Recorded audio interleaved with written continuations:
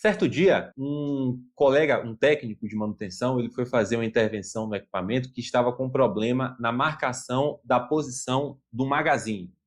Nesse magazine, ele armazenava umas brocas de perfuração e a máquina precisava indicar no painel do operador qual broca estava posicionada para ser deslocada para a estrutura, para o centro de perfuração, e ela não estava marcando isso. Esse colega disse que quando foi abrir o diagrama elétrico, ele se deparou com um sensor que ele nunca tinha visto. Esse sensor tinha 6 conexões e ele não conseguia entender e interpretar quais sinais, quais conexões, qual a função desse sensor de posição e como é que ele iria se comportar nesse contexto da posição do magazine. Isso lhe é familiar? Já ouviu falar do sensor resolver? É disso que a gente vai falar na aula de hoje.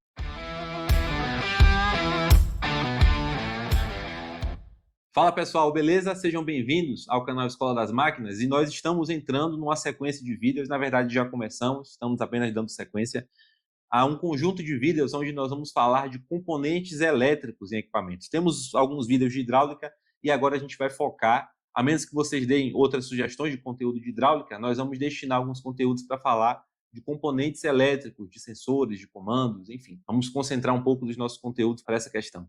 E um sensor que eu escolhi trazer para a aula de hoje é um sensor que poucas pessoas conhecem e aqueles que já tiveram um contato com esse sensor talvez não dominem plenamente o seu funcionamento, que é um sensor chamado sensor resolver. É exatamente assim que se escreve. Em português, é o mesmo nome que se dá para ele em inglês, só que a pronúncia não é resolver, é resolver, sensor resolver, que basicamente é um sensor que marca posição em um eixo.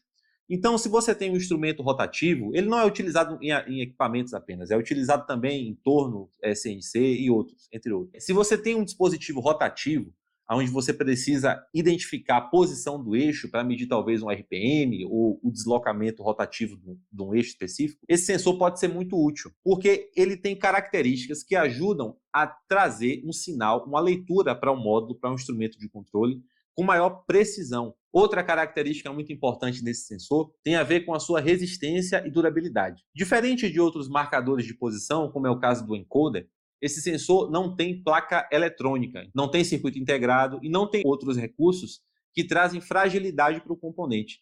Então, esse sensor, por se tratar fisicamente apenas de algumas bobinas em conexão, interagindo entre si, faz com que ele seja muito mais resistente à temperatura, à água e outras condições que podem comprometer circuitos elétricos. Como eu falei, a construção dele é muito simples. A gente vem para o quadro para poder ver as partes em que esse sensor é dividido. O editor vai colocar aqui fisicamente a imagem referente à parte que a gente está vendo no desenho para facilitar o seu entendimento.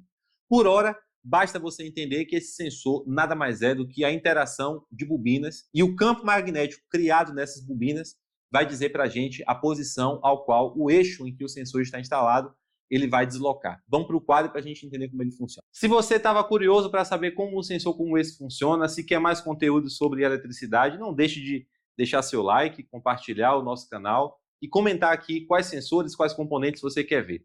Vamos dar sequência aqui no nosso sensor resolver.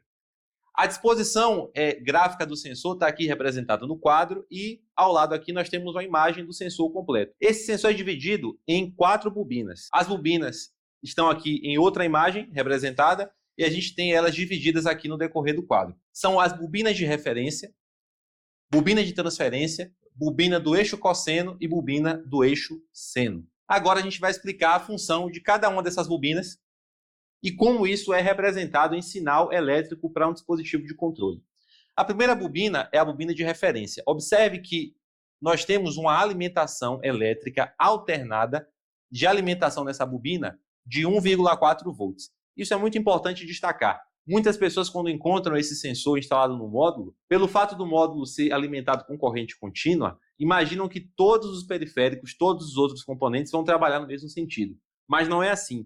E esse sinal também não é um sinal PWM, é um sinal senoidal, corrente alternada, só que de baixa intensidade, veja, de 1,4 volts. Essa tensão será aplicada na bobina de referência, que por sua vez vai induzi-la através do campo magnético para a bobina de transferência.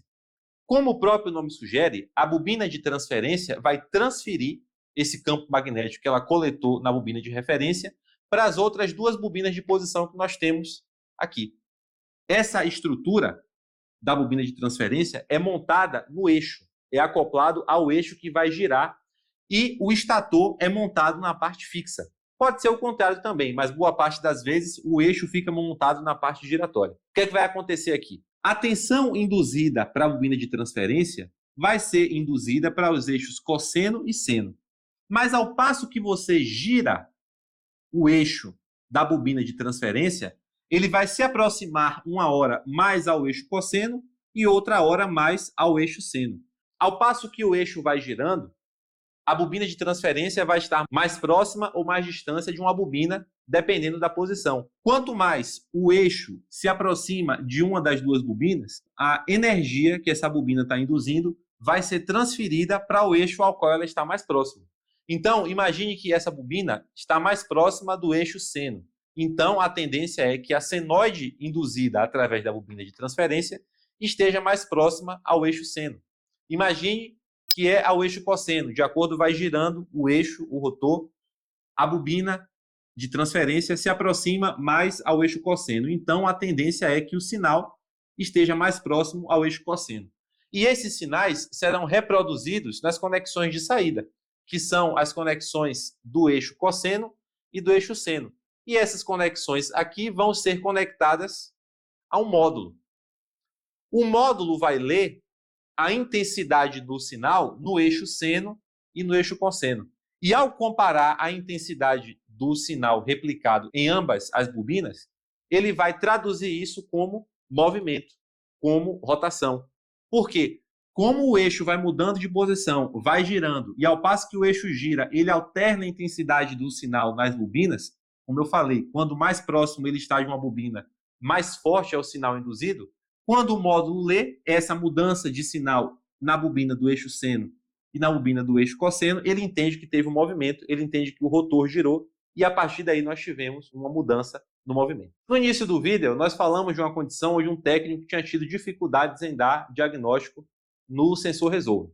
Agora, nós vamos trabalhar como seria no nosso caso para dar o diagnóstico com alguns parâmetros que essas bobinas nos demonstram aqui no desenho. Um detalhe, esses parâmetros variam de fabricante, cada sensor talvez escolha trabalhar com um parâmetro de referência. Nós escolhemos um modelo que trabalha em algumas máquinas de perfuração, na parte de posicionamento, e aí isso com certeza vai te ajudar a ter noções de diagnóstico para alguns modelos. Veja, a tensão de alimentação é de 1,4 volts AC na bobina de referência. Esse valor aqui em cima, de 30 a 50, é o valor em resistência que essa bobina precisa encontrar.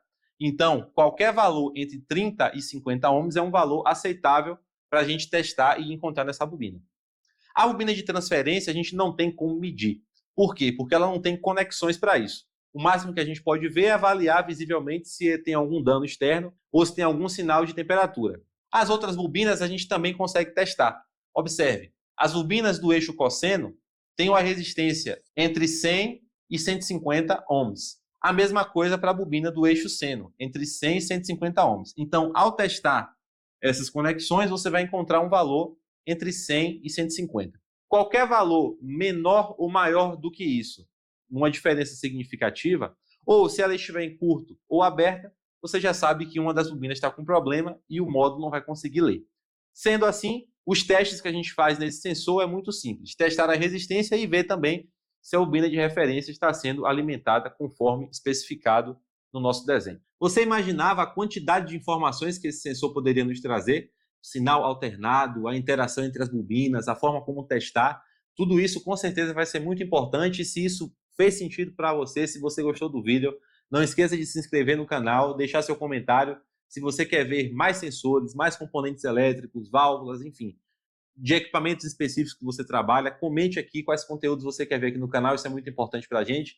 Não deixe de compartilhar, se inscrever, curta, assista os outros vídeos para apoiar a nossa comunidade e até a próxima.